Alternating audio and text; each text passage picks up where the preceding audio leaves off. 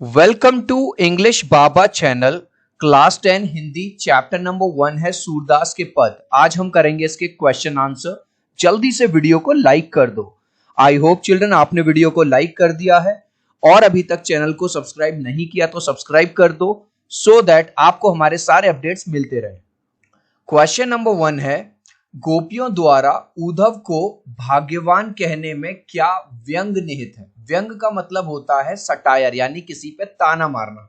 जैसे मान के चलो आपने किसी को बुलाया था 4 बजे, वो आया 6 बजे, तो कई बार आप कह देते हो ना और जल्दी आ जाता भाई, इतनी जल्दी आने की क्या जरूरत है। तो ताना क्या मार रही हैं गोपियां उद्धव को।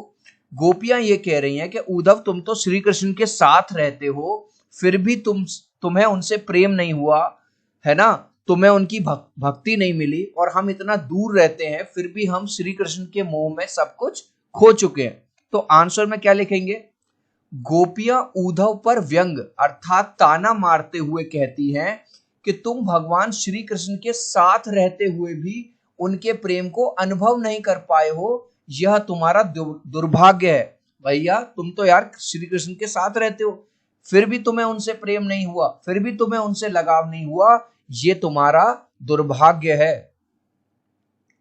उद्धव के व्यवहार की तुलना किस किस से की गई है। उद्धव के व्यवहार की तुलना करी गई है कमल के पत्ते से। कमल का पत्ता कैसा होता है चिल्ड्रन, पानी में रहता है लेकिन फिर भी उस पर पानी का कोई कांटेक्ट, पानी का कोई असर उस पर नहीं पड़ता। तो उद्धव से कह रही हैं गोपियां तुम श्री कृष्ण के साथ रहे हो फिर भी उनका तुम पे कोई असर नहीं पड़ा, उनके तुम प्रेम में नहीं रंगे, उनकी भक्ति में नहीं रंगे। तो आंसर में क्या लिखेंगे, उद्धव के व्यवहार की तुलना कमल के पत्ते से की गई है जो पानी में रहकर भी गीला नहीं होता। गोपियों ने किन उदाहरणों के माध्यम से उद्धव को उल्हाने दिए, ताने मारे। तो गोपियों ने निम्नलिखित उदाहरणों के माध्यम से उद्धव को उल्हाने दिए। नंबर 1, उसको कमल का पत्ता बोला है कि जो पानी में रहते हुए भी पानी का स्पर्श नहीं करता, पानी से दूर रहता है। तेल की मटकी, चिल्ड्रन अगर आप तेल को पानी में डाल दोगे तो तेल अलग हो रहेगा और पानी अलग रहेगा। तो उद्धव को कहा गया कि तुम उनके साथ रहते हुए भी उनसे नहीं मिले, और प्रेम की नदी कहा है। उद्धव द्वारा दिए गए योग के संदेश ने गोपियों की विरह अग्नि में घी का काम कैसे किया। अब इस चीज को समझो, गोपियां तो पहले ही और ज्यादा गुस्से में थी। अगर मान के चलो कोई इंसान गुस्से में है और उसको कोई और कड़वी बात और कह दे तो मतलब क्या हो जाएगा, आग में घी डालना, मतलब उसको और ज्यादा गुस्सा दिलाना। तो गोपियां तो पहले ही गुस्से में थी कि भगवान श्री कृष्ण ने उनसे वादा किया था कि वो मथुरा से लौटकर आएंगे उनसे मिलने, लेकिन वो लौटकर नहीं आए और उन्होंने अकेले किसको भेज दिया, उद्धव को भेज दिया। और उद्धव आके ये कह देता है कि भगवान श्री कृष्ण ने ये संदेश भेजा है कि तुम योग में ध्यान लगाओ, है ना, भगवान में मतलब मुझे भूल जाओ। तो ये वाली बात किनको, गोपियों को ऑलरेडी वो गुस्से में थी और ज्यादा वो गुस्से में आ जाती है। जिस तरह से जलती हुई आग में घी डालने से आग और बढ़ती, जब आग जल रही है तो उसमें घी डाल दोगे तो और बढ़ेगी, उसी प्रकार जब गोपियों को यह संदेश मिला कि श्री कृष्ण ना तो खुद आ रहे हैं और गोपियों को योग में मन लगाने का संदेश दिया, योग तपस्या करने का संदेश दिया गया कि योग में ध्यान लगाओ, तो इस संदेश से गोपियों की विरह अग्नि, विरह का मतलब होता है जब कोई प्रेमिका अपने प्रेमी के इंतजार में रहती है कि अब मेरे प्रेमी आएंगे, मेरे स्वामी आएंगे, लेकिन जब वो नहीं आते तो उस अकेलेपन को विरह कहा गया है। विरह अग्नि में घी का काम किया। समझ रहे हो एक एक चीज। मर ज्यादा ना लही के माध्यम से कौन सी मर्यादा ना रहने की बात की जा रही है। चिल्ड्रन यहाँ पे गोपियां कह रही हैं जो प्रेम है वो दोनों की तरफ से निभाया जाता है, प्रेमी की तरफ से भी और प्रेमिका की तरफ से भी। जब भगवान श्री कृष्ण उद्धव के साथ मथुरा जा रहे थे तो उन्होंने वादा किया था गोपियों से कि वो लौट के अवश्य आएंगे, लेकिन वो लौट के नहीं आते और खाली उद्धव को भेज देते हैं। तो ये वाली बात गोपियां कह रही हैं कि भगवान ने हमसे झूठा वादा किया, भगवान श्री कृष्ण ने, और उन्होंने अपने प्रेम की मर्यादा नहीं रखी। तो आंसर लिखेंगे, प्रेम को प्रेमी और प्रेमिका दोनों की तरफ से निभाया जाता है, परंतु श्री कृष्ण ने गोपियों से प्रेम निभाने की बजाय उनके लिए योग का संदेश भेज दिया। उद्धव के हाथों क्या संदेश भेज दिया कि गोपियों से कहना योग में ध्यान लगाएं।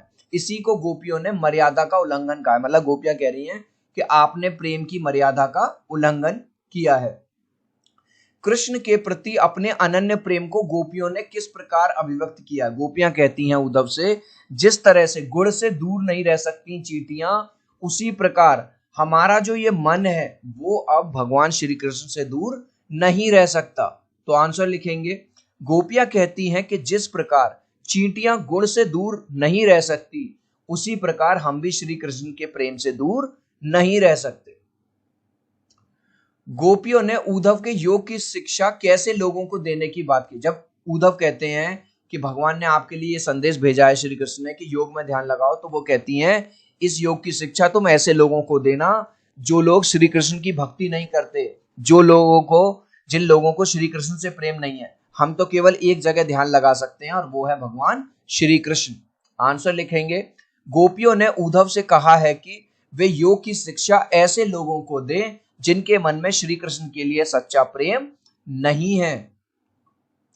चिल्ड्रन, वीडियो अच्छा लग रहा है तो प्लीज एक लाइक कर देना। आपके एक लाइक और सब्सक्राइब से बहुत मोटिवेशन मिलता है। 3 तक काउंट करूंगा चिल्ड्रन, प्लीज वीडियो को लाइक कर देना। 1 2 3। आई होप चिल्ड्रन आपने वीडियो को लाइक कर दिया है, चैनल को सब्सक्राइब कर दिया है। Thank you guys. चिल्ड्रन, आपको बता दूं, सीबीएसई बोर्ड में और स्टेट बोर्ड में 20 मार्क्स के एमसीक्यू क्वेश्चंस आते हैं। आपको जान के खुशी होगी, इंग्लिश बाबा का जो एमसीक्यू चैनल है उस पे 2 लाख से ज्यादा सब्सक्राइबर हो गए हैं आप लोगों के प्यार और सपोर्ट से।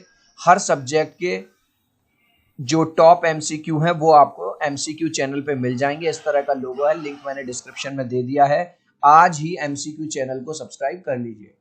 प्रस्तुत पदों के आधार पर गोपियों के योग साधना के प्रति दृष्टिकोण बताइए। जब उद्धव कहते हैं कि भगवान ने कहा है कि आप योग में ध्यान लगाइए, तो वो कहती हैं सखियां, जो गोपियां हैं वो उदाहरण देती हैं कि अगर 2 फल रखे हुए हैं, एक कड़वा और एक मीठा, तो दुनिया मीठे फल की तरफ जाएगी। उसी तरह भगवान की जो भक्ति है, श्री कृष्ण की जो भक्ति है, श्री कृष्ण की भक्ति के प्रति जो हमारा प्रेम है वो एक मीठा फल है। और ये जो तुम योग साधना की बात कर रहे हो ये हमारे लिए कड़वी चीज है। तो हम तो केवल श्री कृष्ण को ही भज सकते हैं, उनकी भक्ति कर सकते हैं, इसके अलावा हम कोई और काम नहीं कर सकते।